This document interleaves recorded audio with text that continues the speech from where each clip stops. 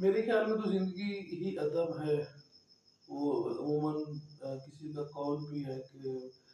ادب زندگی کا ترجمان ہوتا ہے، زندگی کا آئینہ ہوتا ہے۔ تو زندگی میں جو کچھ بھی ہے وہ سارے کا سارا ادب ہی ہے۔ ہر چیز ہمارے ارد گرد، ہر چیز ادب ہی ہے۔ اگر ہم اس کو مختصر بیان کرنا بھی چاہیں،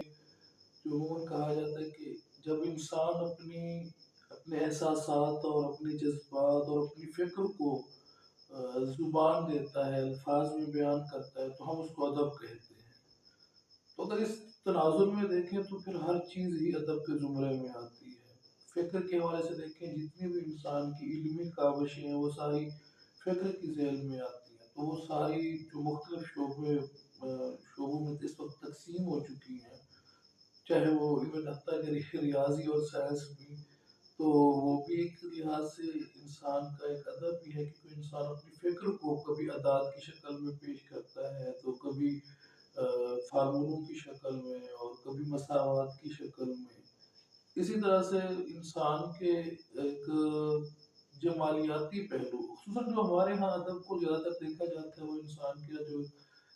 جمالیاتی پہلو ہے۔ انسان جس طریقے سے مظاہر فطرت کو دیکھتا ہے، اپنے ارد گرد کی خوبصورتی کو دیکھتا ہے، سورج کا طلوع ہونا، چودھویں کی رات، تتلیاں، پھول، بھنورے، چراغ، موم بتی، یہ ساری چیزیں جو ہیں ان کو اپنی وہ خوبصورت بنتے ہیں۔ یہ بھی زیادہ اہم ہے کہ اب بیان تو کسی بھی فکر کو بیان تو کر دیا جائے کسی بھی زبان میں، معمولی سے معمولی الفاظ میں بھی بیان کیا جا سکتا ہے، لیکن بیان جس کو خاص طور پر اسلوب کہا جاتا ہے، اس کا بھی ایک آپ کہہ لیں کہ ایک حد بندی ہوتی ہے، بیان کی بھی، اسلوب کی بھی، ایک خاص طریقہ کار،